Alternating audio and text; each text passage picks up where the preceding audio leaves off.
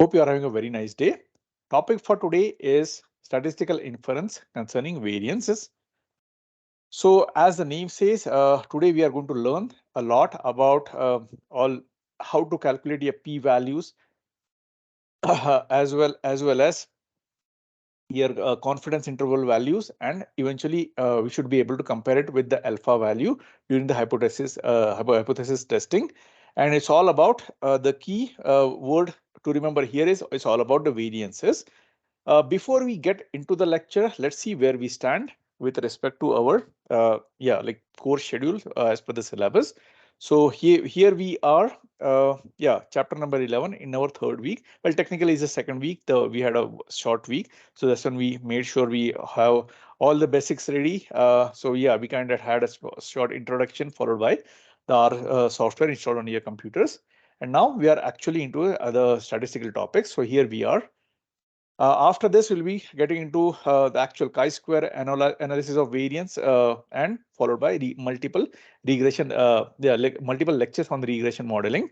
So on the level of difficulty wise, as we move forward, I'll say for chi-square ANOVA regression models, these are it's more of a methodical and easy. So today, just bear with me. We'll be learning something about variances, and that will be one part. Yeah, and while doing so, while learning the concerning variance topics, we'll be learning a term called as chi-square distribution, which will be utilized much more in our next week. And well, this is one of my most favorite chapter. You guys will enjoy learning about it. And I'll straightforward say that this is like my 7th or 8th time I'm teaching this class, and all the students love these topics. And I'll say industry practical application wise as well, these topics will be very important for you to learn. And again, I'll reiterate myself, these are much more easier. But there will be some times today when we learn about the inferencing about concerning variances, there will be some part that might be difficult to understand. But here, like if you follow my theory, so this lecture will be into two parts. This first part I'm uploading, I'll be talking about all the theory. So all the lecture slides will be discussed. And in the next part of the video, which I'll be uploading shortly within 1 or 1.5 hours, I'll be going over several numerical problems. So I'll say it's only after the second video that for the numerical problems, you will be having a clear understanding of these topics. If you try to only understand based on theory, it will be highly difficult, I will say. But do not worry. Let's get started. So topic for today is statistical inference concerning variances. In today's class, we'll be learning 4 important topics or subtopics about the same. The first, I'll be discussing about something called as chi-square distribution. And again, this is the symbol. So it's, technically it's written more of a Greek version of X square distribution. So yeah, it's called as chi-square distribution. The next subtopic, we'll be learning about making inferences about population variances. So like, again, I will repeat. So this is about variance. And if you remember in our business stats one, we learned about all those basic parameters, right? About population or sample means, population or sample standard deviation, and population and sample variation. So that variance is the same thing over here. And the third subtopic we'll be learning is we'll be discussing about the feature, something called as F distribution and its features. And finally, we'll be learning about inferences about ratios of the two population variances. Yeah. So again, this variances remain the same. In the last part, we'll be learning about how to get the ratios of them and how to proceed with problem solving when you have a condition like this. Yeah. So when we have to get a ratio of the variances and make inferences based on the hypothesis test, and for that hypothesis test, we'll be coming up with confidence intervals. So these are the theories we'll be learning in today's class. I will start. Well, this is as per our McGraw-Hill book. So if we look at one of the problem that we solved in our chapter 3, that dealt with Vanguard's growth fund and Vanguard's value fund, we technically we calculate based on all the given data, we calculated the mean. And if you guys still remember in chapter 3, mean value of any like given data set in financial world, it evaluates the reward part. Yeah. So if you have two separate uh, sets of data, what you will do is you will get the means of them and compare which one is larger than other. And the data set that has larger mean is a measure, it tells me that there is high reward in investing in that data set because the mean is higher. So that is a measure of reward. Same is the case with for the same data set. When we compare the standard deviation, it acts as a risk. So this mean is a a good representative of the reward part of the data set versus the standard deviation for the both the data sets is a good representative of the risk part. Yeah. So higher the standard deviation for a given data set, higher is the risk in investing. Yeah. So yeah, that's how we learn. So that's what we learned during our chapter number 3. And again, since it's been a long time, well, that chapter 3 was of the same book was taught in Business Stats 1 class, and that too, like you guys might have taken it in the last semester or a few semesters ago. So you may or may not remember. So I just copy pasted these slides from my chapter number 3 so that we can quickly revise and understand the problem. Yeah. So this was the problem given. The name of the problem was making an investment decision. And as an investment counselor at a large bank, this person, Jacqueline Brennan, was asked by an inexperienced investor to explain the difference between two top performing mutual funds. First one was Vanguard's growth index. We are calling it as a growth, and Vanguard's value index, we are calling it as a value. So in order for her to make a good decision, the investor collected sample returns for these two funds for 10 consecutive years. Yeah, so starting from 2007 until 2016, she collected the data, got the data and present it. Yeah, this is presented in the next slide. Yeah, so this is the data points, all the data points that have been shown.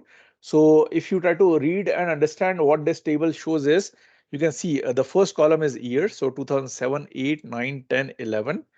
12, 13, 14, 15, 16. Yeah, so these are the 10 years, 2007 until 2016. And the next row is about the growth. Again, it is split into two parts. So yeah, continued over here.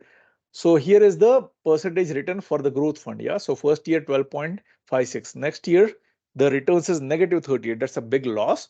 And then immediately next year is 36.29, 16.96, then 1.71. So you can see a lot of variability in the first 5 years. Yeah. So positive 12%, negative 38%, positive 36%, positive 16%, almost 17. And next one is minimal, right? I mean, from 16% it's minimal to like 1.7, followed by from year 2012 until 2016, you are seeing increase. Yeah, from here it increases to almost 17%, then positive 32%, positive 13%, positive 3%, and positive 6%. Yeah. So this is the data provided for or she collected for the growth index fund. And similarly for the value, like a completely independent index fund was value index fund. So you can see for the first year, how it compares, right? It only increased by 0.09. So it increased like it was almost near zero, small increment. But the next year was a very big decline, right? Negative almost 36%. Then there is a positive incline, it's 19. Then positive incline, increase of 14%. Then small minimal increase of 1%, followed by in the year 2012 until 16 was 15%, 32% increase, positive, again positive 13%, negative 1%, and positive 16%. Yeah. So this is the data, 10 data points he collected for each fund types: growth index fund and value index fund. And based on this data, she wants to make, she wants to determine the typical return of a mutual fund. Yeah. So while doing so, what we did is we straightforward got the average of all these 10 for growth, average of all these 10 for value, and that gives me the typical return for each of them within that 10-year time period. Next, she wants to understand and evaluate the index, evaluate the investment risk of mutual funds. Yeah. So here returns can be can be found out based on the averages of all these values, versus the investment risk can be found out or can be calculated based on the standard deviation, which we learned a lot, and we saw lots of problems during our business stats 1 class. So I'll show you quickly. And finally, which she wants to determine which mutual fund provides the greater return related to the risk. Yeah. So there was I think coefficient we learned about. So that's what it means. So it's that coefficient is nothing but standard deviation divided by mean. maybe for the scope of this problem or this topic, we might not have to calculate the third part. So yeah, let's move forward and see some more data analysis, how the data was analyzed using all the statistical principles that we learned in our business stats 1. So this is the raw data. And yeah, so to help you guys, what I did is I plugged in these numbers in an Excel file. So let me do a screen share half and half. Let me go here. Yeah, so this is my data. Oops. This is our lecture slide, and this is the Excel file that I have compiled all the data from 2007 until 16. I copy pasted all these numbers in growth and value funds, and this is what I have. So what I'll do is, and again, I want you guys also to try the same thing, follow. So what I'll do is, well, my goal is to get this analysis part, and again, this analysis I got from Excel only. So what I want you guys to do is, yeah, I'll be uploading this file. So download this file. So on top, yeah, on the top you can see several tabs. So I want you to go to the data tab, and within the data tab you must see a sub tab called as data analysis. And if you don't see the data analysis, because I have activated, I'm able to see it. If you don't see this data analysis tab in your Excel, I want you to do this. Go to the file. You will see a screen like this. Go all the way to the bottom and you see this options. I want you guys to click on this option tab. And once I click that, a sub window like this pops up. There will be general formulas and so on. I want you to go all the way down, and where you see this add-ins. So click on the add-in, and I should see a window like this. And within that add-in, well, I have already activated. That's why I'm seeing this analysis tool pack. So what I want you guys to do is, yeah, like select the analysis toolpack. If it isn't activated in your Excel, it should be somewhere over here. So click on that analysis toolpack and click on go. Yeah, that's what I want you guys to do. Click on go. And once you do that, click go. Then you click OK and close it out. Yeah, once you follow this procedure, this analysis sub tab must be visible on your Excel as well. So yeah, coming back to our problem, how we are going to do the further analysis. What I'm doing is I'm selecting this analysis tab. I will do one thing at a time. Yeah, and within analysis, I'll select descriptive statistic, which I already selected over here, and click OK. Yeah, once I do that, it will ask me for an input range. So I'll do one at a time. So for growth index first and then value index second. Yeah. So for input range for growth index, I will select this. You see what I'm doing? Yeah, I'll select this upper arrow. I ignore this part. For you, it will be something like this. So I click this upper arrow, and then I'll go ahead and select all of this. Yeah, so including growth funds and until the last data point. Once I do that, I'll click this bottom arrow. And make sure you select label in the first row. Yeah, you see we have this label in the first row. That's why I'm selecting that. So make sure this is checked over here. And then in the next part for you, it might be over here. Make sure you select output range here. And once I do that, it will ask me where shall I start, where the output of the whole analysis should start from. So what I'm doing is I'll select this, and currently selected over here. What I'll do is, yeah, let's say I will select E3 over here and go back. Make sure you select the summary statistic. This should be checked marked. So make sure this is check marked in your case. Well, I'm not concerned about these other ones. Just make sure you select this summary statistic. And once all of this looks exactly same on your screen as well, go ahead and select OK. And once I do that, this is the summary I'm getting. Yeah. So what I'll do is I will highlight the key ones, which is mean. Let's say I will use a color yellow for growth fund. Next one is, well, I'll skip the standard error. These are the next two ones, standard deviation and standard variance. So I'll highlight these as well. The reason I'm doing is, yeah, like these are the key, I will say, summary statistic that we have come up with, which we'll be using to do a comparison between growth fund and value fund, and for further problem solving as well for the variance part, which is the main topic for today. So we completed this analysis for growth fund. So it is telling me the mean for all this is 10.088. Standard deviation for all these 10 data points is 20.44, and the sample variance for all the 10 data points is 418. And indirectly, what variance is you square that standard deviation 20.44 and you get the sample variance. Yeah. So as per the formula, this is denoted, if I'm looking for sample, this is denoted by S, and this is denoted by S square. And if it is, we are talking about population data, this is denoted by sigma, the Greek letter sigma, and this is denoted by sigma square. Yeah, the Greek letter sigma square for population. Yeah. So we completed this analysis, statistical descriptive analysis for growth fund. Now let's go ahead and do the same thing for value fund as well. Yeah.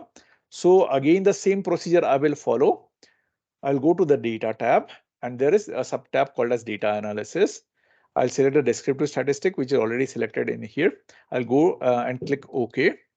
Then for the next input range, yeah, so I'm moving away from growth funds and I'm selecting value funds. So I selected all the value funds. Then I'm making sure my label part is check marked. And in my output range, this time I will change instead of using this, maybe I will do, let's do a side-by-side comparison. So I'll select H3. Yeah. So once I do that, yeah, I'll make sure my summary statistic is check marked, and then I'll click OK. Now I'm getting the exact same summary for value fund as well. Yeah. So again, the three main important parameters I will highlight is the same thing: mean, standard deviation, and variance, and their values. Yeah. So you do a side-by-side comparison. So definitely, you see the mean for growth fund is 10.088 versus mean for value fund is 7.56. Yeah. So definitely the reward is more for growth fund, right? Because this value is high. And then risk factor, yeah, which is yeah, like your standard deviation is a key indicator. So the standard deviation for growth fund is 20.44 and standard deviation for value fund is 18. So within these two, definitely this is higher. So the risk is higher if I invest in growth fund as compared with value fund. So that's the inference I'll make. So that's the answer this person wanted, right? Yeah. So that analyst or the investment counselor, Jacqueline Brennan, was wanting was this. This is the answer. So the typical returns are these two values. For growth fund, 10.088, and for value fund, 7.56. So that's the first answer she was looking for. The second one is evaluate investment risk of the mutual fund. So the investment risk so my standard deviation is 20.44 for growth and 18.45 for value. So yeah, this is how the risk is evaluated. So there is high risk in growth fund as compared with value fund. So yeah, we solved this problem, and this is how we got all these numbers: 10.88, 7.56, 20.44, 18.45, 418, and 340 as a sample variance. And again, yeah, like yeah, this is the path you are supposed to follow to get a descriptive analysis of both these funds. Moving forward, now coming back, yeah. And again, this slide, when taken from our McGraw-Hill itself, might be a little misleading. So I'll skip this part, and let's move to the next one. So the first subtopic, yeah, discuss the features of chi-square distribution. Again, this is the symbol, which is Greek version of the letter X, square distribution. So again, why we use this type of distribution is to inference about the population variance. Yeah. So again, like I said, if you are using Greek letters, you are referring to population. And again, for making these inference about population, we are using the sample variance, yeah, S square. So again, S square. So in other words, you are making inferences about the entire population based on the sample data that has been collected. So you will be using sample variance to make inferences about population standard deviation and the inferences. These inferences are based on new distribution called as chi-square distribution. Yeah, so that's what it is. It is common to use the notation x square df. Yeah, and again, this df is nothing but degrees of freedom, which we'll be talking a lot later on. And there is a simple formula for df, which I'll be stating. So it is common to use the notation chi-square df. Yeah, instead of you just using chi-square, I'm using chi-square df when referring to the chi-square distribution. Something more, the sampling distribution of S square. Yeah. So as per the statistical theory, it shows that how the sample variance S square is related to the population counterpart, which is the population standard. So population variance S square. Yeah. So as per this theory, chi-square theory, there is a strong correlation between the sample variance with respect to the population variance. Yeah. So that's one of a key factor to remember.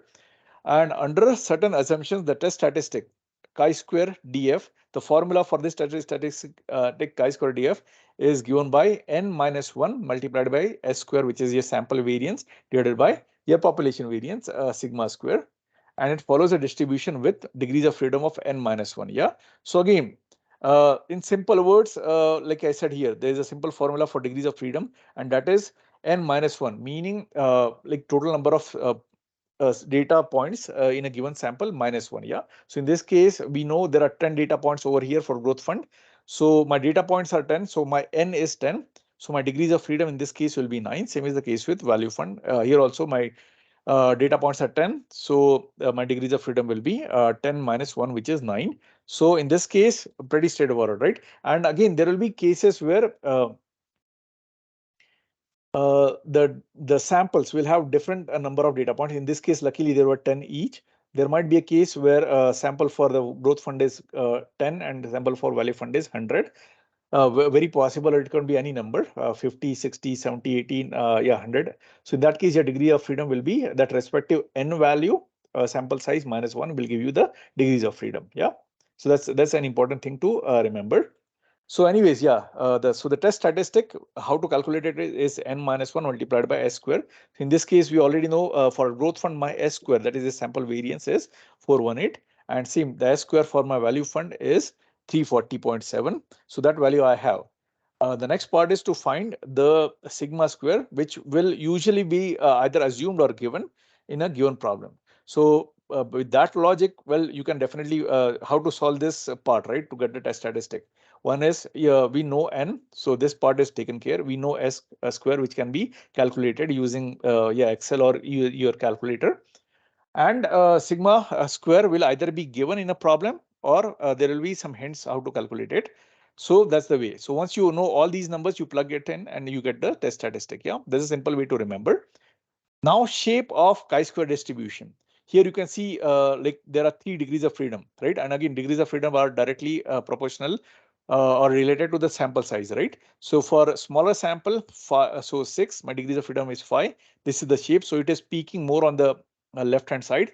And as the sample size increases, it is kind of smoothing out. It is becoming shorter and it is starting to look like a normal distribution. So as the sample size increases, uh, the peakedness of this curve reduces and it starts looking like a bell curve. So yeah, this is an important thing to remember. So more the samples, data samples, your curve is looking more of a bell-shaped curve, which is more like similar to the normal distribution. And smaller the sample size, it is more peaked on the left-hand side. Yeah, this is a very important thing to remember. Next part is locating the chi-square values. So yeah, typically this is how you write it. So chi-square at a given alpha. Alpha is your level of significance, which we learned starting from chapter number 4. Then we use a lot in 5, 6, 7, 8, and throughout all the statistical concepts we learned in our business stats 1, as well as the first chapter 10 of this class. So alpha is your level of significance, and degrees of freedom is nothing but n minus 1. So this represents the value such that the area in the right tail of a distribution is alpha. Yeah. So this is very important to know. In every chi-square distribution, this is the typical shape, and and this is yeah, spread out in such a way that the area on the right hand side is yeah, is alpha, is denoted by alpha. Yeah. How to calculate or how to get those numbers, right, in chi-square table. Now this table is I'll say a short snapshot of the entire chi-square table. And the way it is, yeah, the structured is on the extreme left hand side, there are degrees of freedom. Yeah, it can range from 1 until 100, or even, it can be even more. Yeah, so this is the structure. On the very left hand side, you will be having D of F, and on the right hand horizontal bar, you will see several alpha values. Yeah, so 0.995, 0.990, 0.975, 0.95, 0.9, 0.100, 0.05, 0.025, 0.01, 0.005, and so on. Yeah. So again, your task. So for example, if we have a degrees of freedom of 10, meaning sample size of 11, that gives me degrees of freedom of 10, and I'm looking for an alpha value, level of significant values of 0.05. So what I'll do is, yeah, I'll go and first I'll locate this degrees of freedom of 10. So in this case, here is what I'm looking at. And my right hand side, I will start going horizontal and looking for an alpha value of 0.05. So that gives me the chi-square statistic at alpha comma d of f, meaning chi-square statistics for alpha is 0.05 and d of f of 10 is 18.30. 18.3. So yeah, this is one way to find the value of chi-square at a given alpha comma df. Other way, and I will highly recommend you each and every one of you to use is Excel, and this is the Excel function you will be using to calculate it. Yeah. So your main thing, so this is the format. You have to type equal to chi sq dot inv dot rt. Rt denotes right tail. And by default, the theory, it's everything is about right tail. Although you might have tricky situations where you have to find for left tail, which I'll be talking in coming few slides. But again, this is the typical formula syntax you'll be using, syntax and format you'll be using. So for that, the two main entities you are supposed to know is your alpha value. If not given, it's okay to assume 0.05 and your degrees of freedom. Yeah, so your sample size will give you the degrees of freedom. So DFF is nothing but sample size -1. So these are the entities you should be knowing. So let's find, you see, this is using a table, how we located. So let's do the same thing using Excel. Yeah. So I'm typing this exact text written in this yellow highlighted space. So equals to, I'll say caps lock. Caps lock is not mandatory, but again, that's the right. I think statistically, that's what they have been using.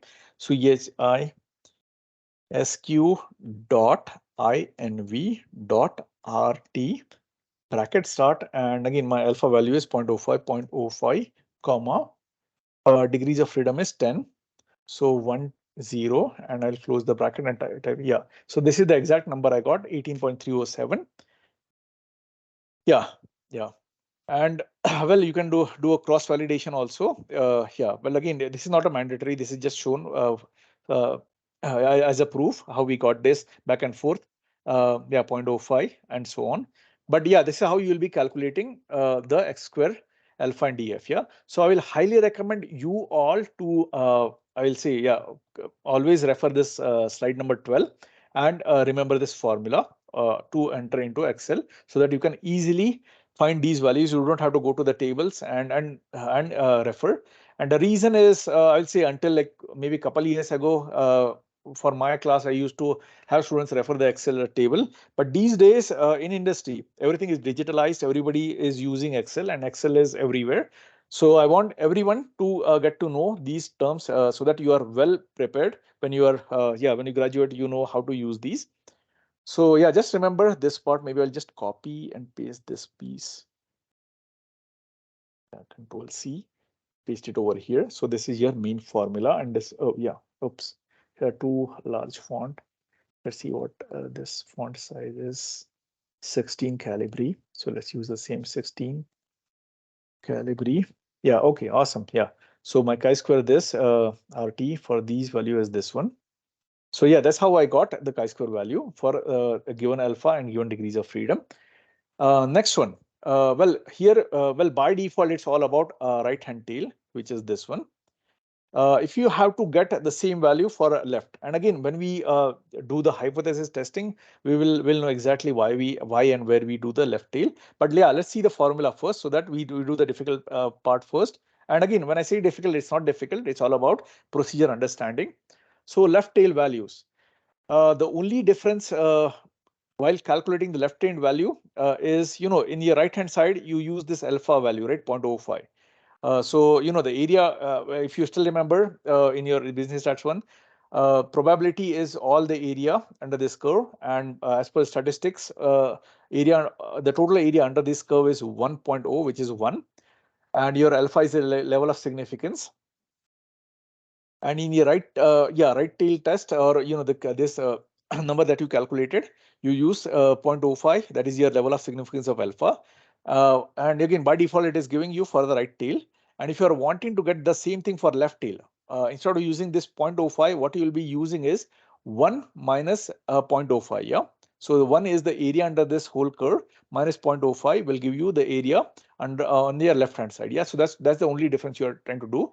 So here, yeah, the chi-square 1 minus alpha at the same degrees of freedom represent a value such that the area in the left tail of the distribution is alpha. Yeah. So that's the only difference. Yeah. Everything else remains exactly the same. Instead of entering a state alpha, you are entering 1 minus alpha that will give you the area in the left tail. Yeah. So if you want to find the value such that the area to the left of the chi-square at 10 equals to 0.05, we will find by using this formula or using this notation, chi-square 1 minus 0.05, which is 0.95 comma 10, and this is the value I'll be getting. And I'll show you in the next step. We'll be doing the same thing in Excel as well, and let's see it.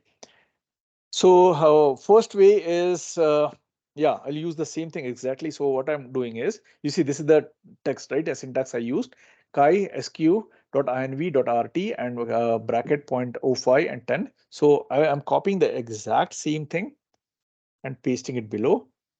But now what I'll do is, instead of using this 0.05, I'll use 1 minus 0.05.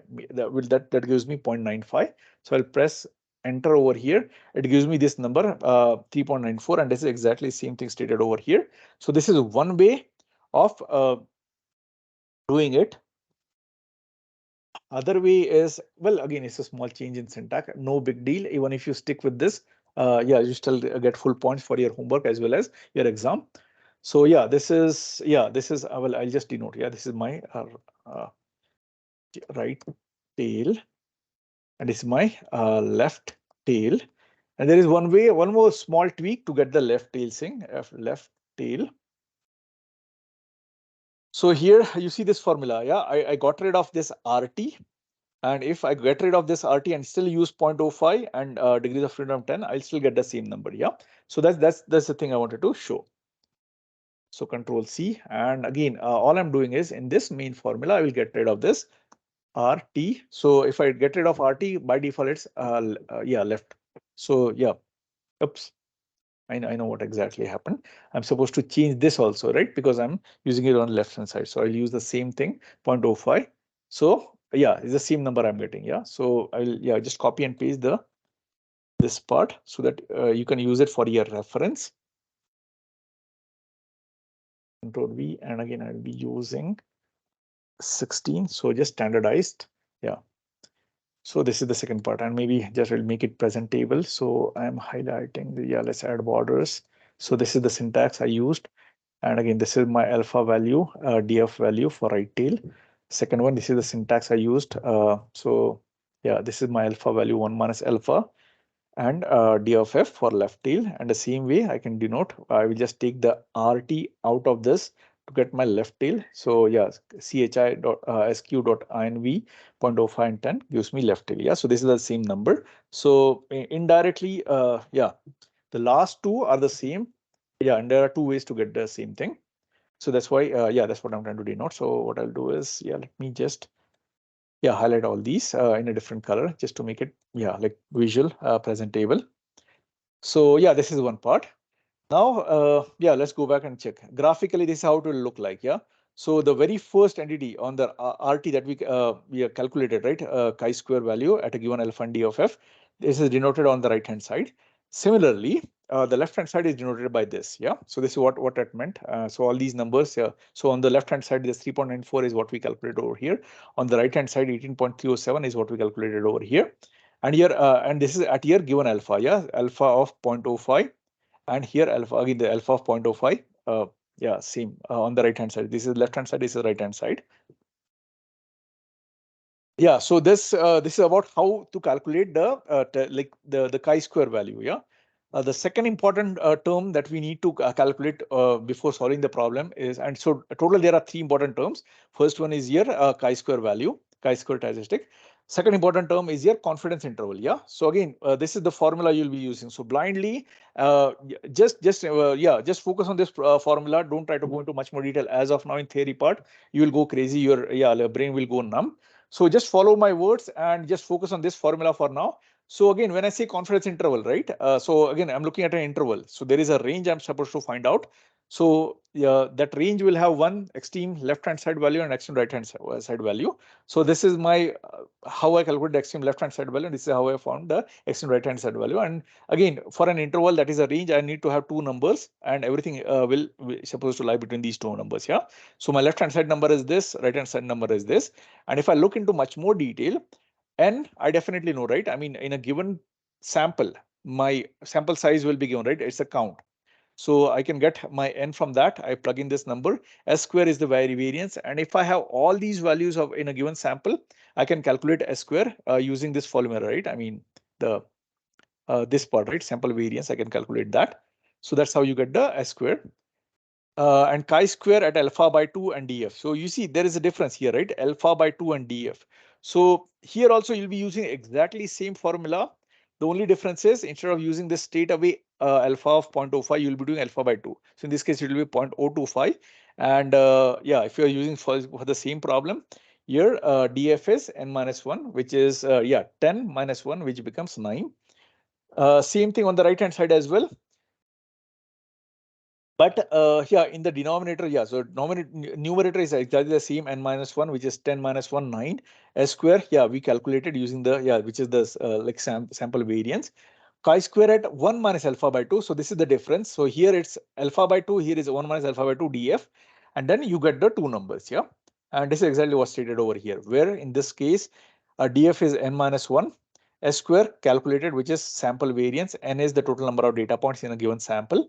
Alpha is your level of significance, and this alpha is used to yeah calculate chi-square at alpha by 2 and chi-square at 1 minus alpha by 2 comma df. Yeah. So again, pretty straightforward, right? Here in the first part, we learn how to calculate the chi-square, and let's focus on using Excel. Yeah, so that part is done. Now the next one is calculating the confidence interval. So I want you guys to focus a lot while solving all your like numerical problems on slide number 15. And this is how you will be getting the confidence interval, left hand side, right hand side. Yeah, number. These are the two numbers you get as a part of the confidence interval. Yeah. So let's see this example, and this is like this is 11.2. So this isn't the exam growth and value funds example. This is a different example. So let's say in that example we solved in chapter number 3 again. It is given that your n is 10 and your s value, that is sample standard deviation, is 37.13%. Yeah.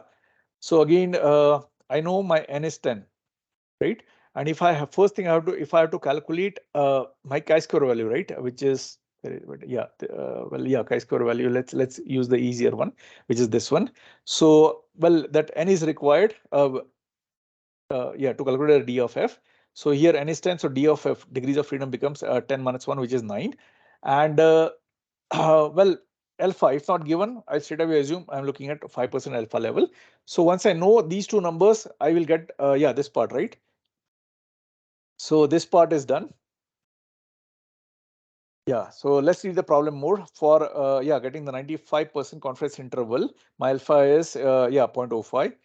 So as per this formula in slide number 15, right? Chi-square at alpha by 2. So 1 minus 95% is 0.05, and alpha by 2 becomes 0.05 upon 2, which is 0.025. So there's a number stated over here. Chi-square at alpha by 2 and comma 9 is 19.03. Yeah, 023. And yeah, let's use the same formula and get the numbers. So well, yeah, I'll use it independently. So chi-square, I'm trying to get a chi-square. Yeah. So E equals to CHISQ dot RT, or sorry, dot INVRT. INV dot RT. If not given, it's straightforward, or you're looking for a right tail.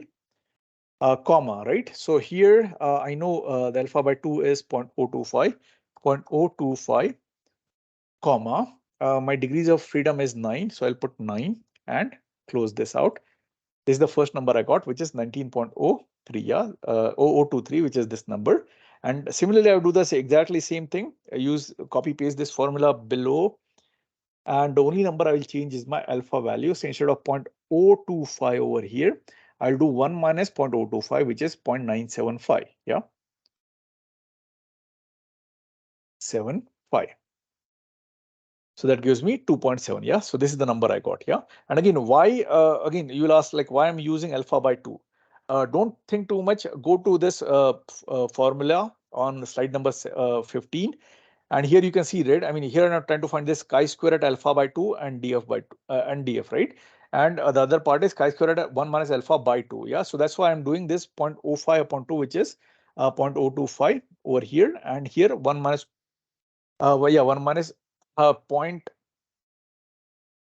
yeah, 1 minus alpha level, which is 1 minus um, yeah, 0.95 upon 2, right? So yeah, that's the number I got, 0.975. So this is, yeah, this is the reason. So I got these two values, which are exactly same as these values. And then we obtain the 95% confidence interval by plugging the numbers, all the numbers in here, right? So 10 minus 1 multiplied by s square, s is given 37.13 square divided by the first value I got, 19.023, less than equal to my population variance lies in between these two numbers. On the right hand side, it's this number over here, which is 10 minus 1 multiplied by yeah, s square divided by 2.7. So the number final value I'm getting is 652.25 on the left hand side, and my on the right hand side I'm getting this number. So yeah, this is my second one, which is a confidence interval for sigma square I got. Yeah, so this is my confidence interval. Now similarly, if we try to solve for the growth fund over here, which we calculated, yeah, you should be able to get for the growth fund in 95% interval for the population standard deviation. I should be able to get these one. Yeah. If you guys want, I mean, you guys can try and you should be able to get the same thing. Well, if you have any difficulty, just reach out to me. Maybe I will shoot a small like 5-minute video to show how we got these numbers. But yeah, it is exactly the same procedure we followed. So go to this slide number 15. Your goal is to yeah, get these numbers over here. So in my growth fund, I know my S square, right, is we already calculated. What's that? 20. Yeah. S square, that is as yeah, the sample variance is 418. So that's the number I got. This is a number I will use here and here. My n is 10. So 10 minus 1 becomes 9. And yeah, for alpha square, alpha by 2, yeah, this will be 0.025, this will be 0.975. So I should be getting the same numbers. So I'll just plug in these numbers, all these numbers in these two, in this formula, these two entities over here. And I should be able to get, well, yeah, squared version of this, because they are telling the population standard deviation is, yeah. So I should be getting s square of this, s square of this. Yeah, on the right hand side, I should be able to get it. I get the square roots and I will get 14.07 and 37.34. And similarly for my value fund, just plug in those numbers in, yeah, this formula stated in slide number 15. And I should be getting these numbers for 95% level of confidence. Then the next part, the last part, I will say this is the easiest part. Although statistically, under like if you try to frame the statement, it becomes complicated, challenging. But the easiest part, yeah. So the last part is you'll be doing a hypothesis test, yeah. And there are only 3 forms of hypothesis test that can come up with. So it will be either a two-tailed test where you are checking for the equality or non-equality, right hand tail test, right hand, yeah, tail test, or left hand tail test.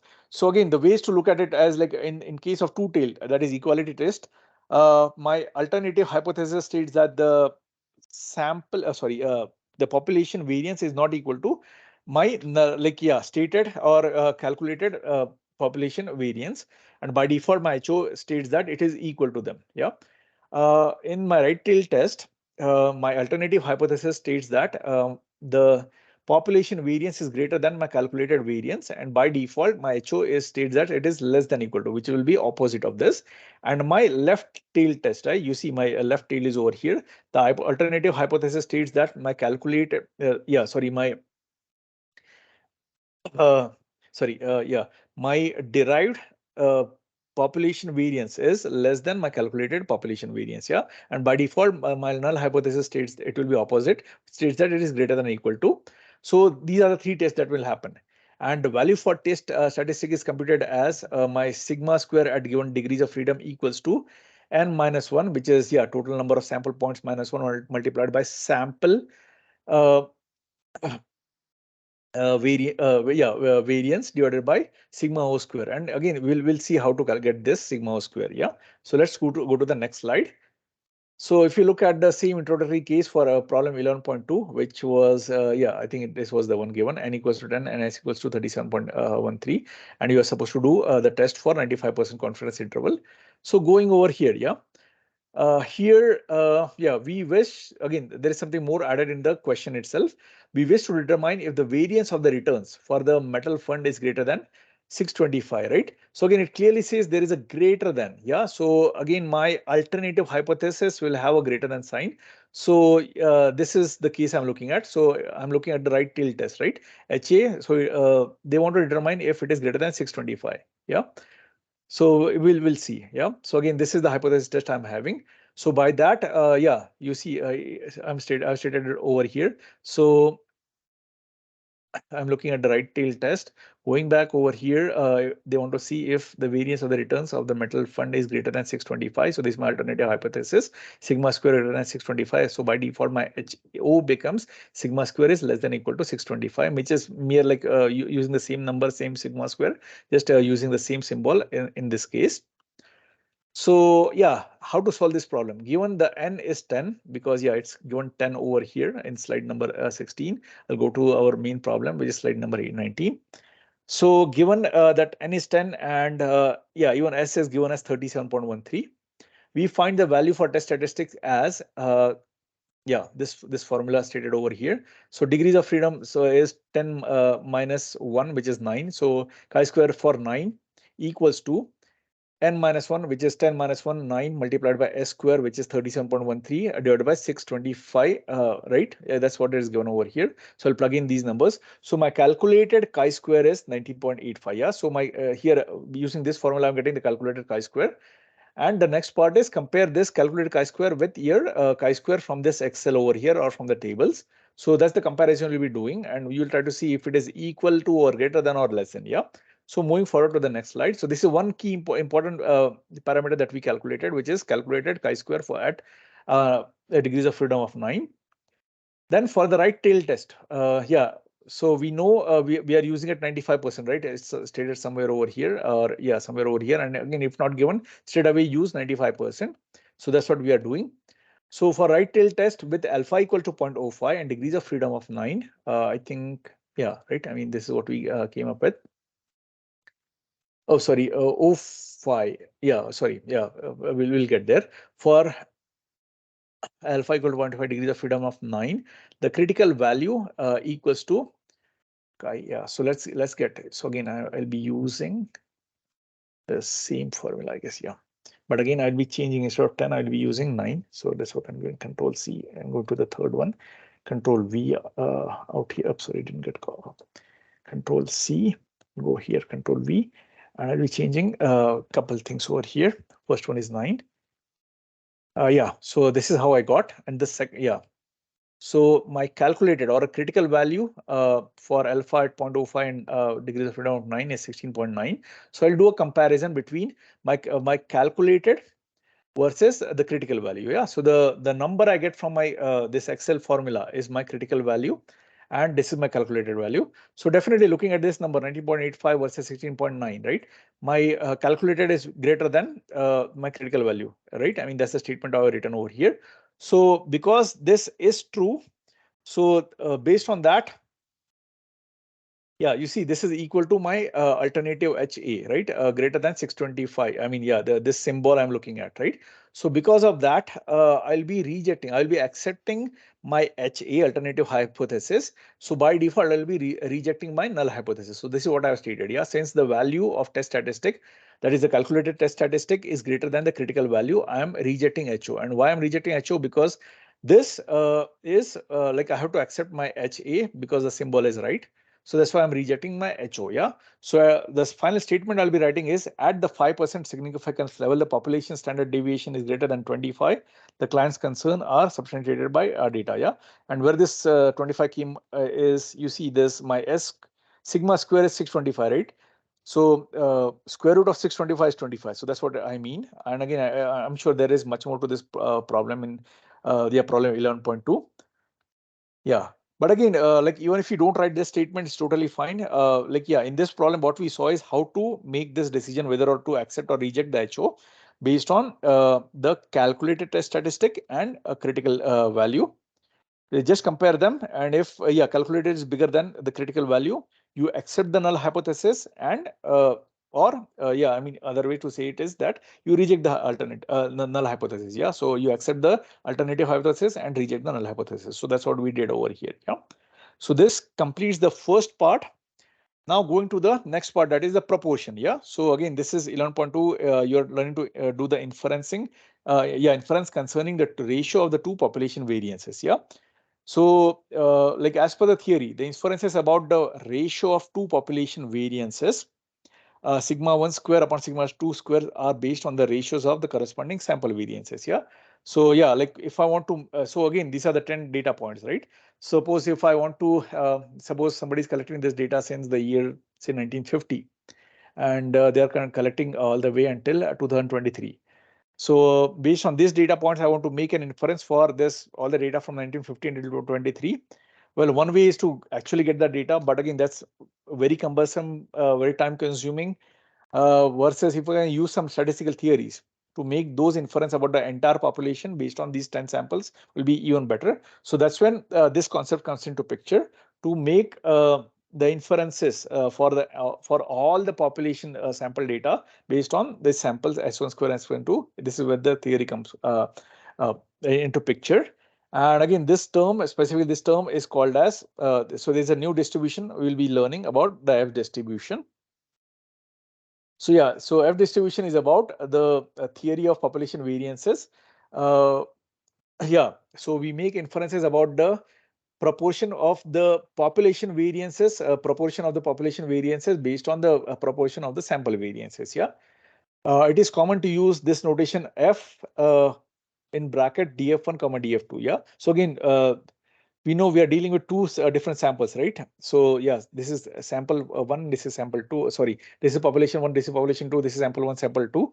So df1 and df2 are nothing but this n1 minus 1, and df2 is n2 minus 1. Yeah, so these are two populations and degrees of freedom for each of them.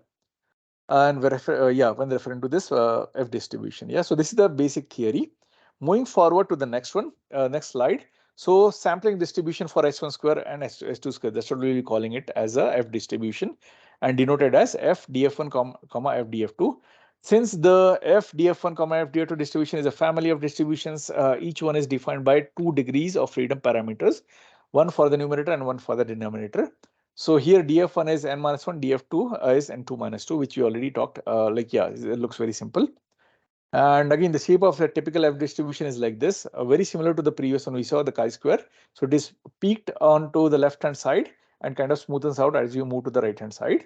And your alpha value is this. Yeah.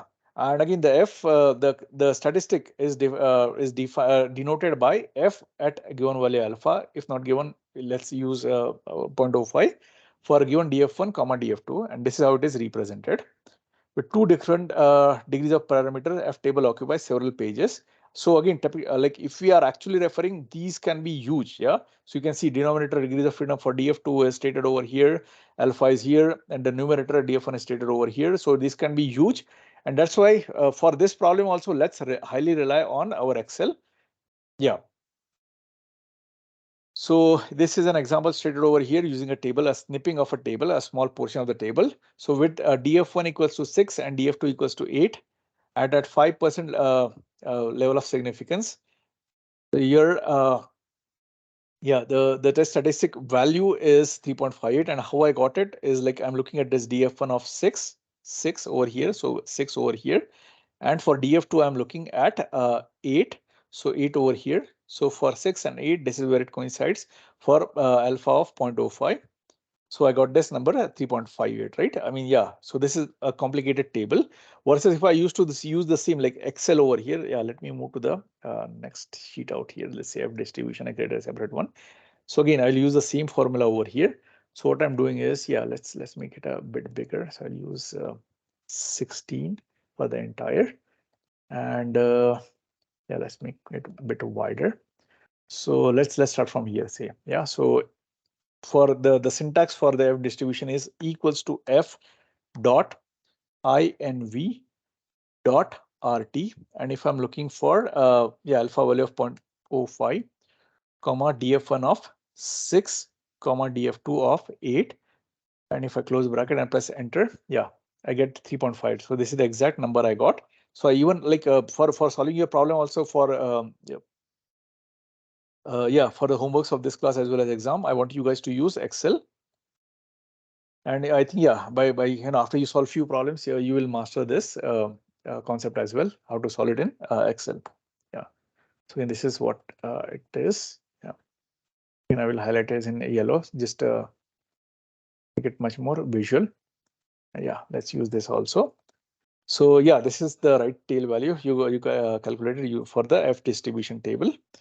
Then there will be cases where you will be you'll be wanting to find the left tail values here. So the only difference is, you see in this case, right? You're finding F at alpha df1 comma df2. When you're looking for left tail, this alpha will be substituted with 1 minus alpha. That's the only difference. So this is what they are saying. So F at 1 minus alpha df1 df2 represent the value such that the area is in the left tail of the distribution is alpha.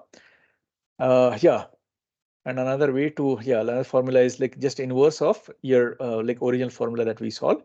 So F at alpha F at 1 minus alpha df1 df2 equals to 1 upon F at alpha df1 df2 df1. So this is the differentiation. So you can see like this is changed from alpha to 1 minus alpha.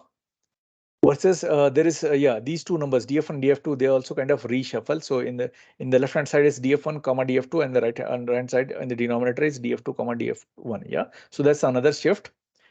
So here they have shown the same thing for the F at 6 comma 8 distribution. Find the value such that the area in the left is 5%, or F of 0.95 6 comma 8. So the first way is to actually check the table and get this value. The value is 4.15.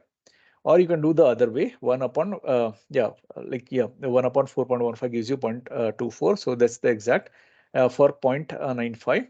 Like 1 minus alpha, that's the value you get. Hey guys, so next one is use the same syntax for next value. So this is the syntax for right value. So I'll just let me just copy right tail and left tail thing over here. This is exactly what we did in the previous chi-square distribution. So here we'll be using same thing for S distribution. So the first formula, this is the syntax we'll be using to get for the right tail. And for left tail, again, the same thing. The only difference is, I'll be using 1 minus alpha over here. So let's go ahead. So equals to F dot INV dot RT for 1 minus alpha, right? And the previous one I used alpha straight away 0.05. So we'll be using 1 minus 0.05, which is 0.95. Others, everything same, 6, comma 8, which is my df1 and df2. And press close bracket and enter. And that's the number I'm getting. 0.24. That's the one. So let me copy and paste the same syntax.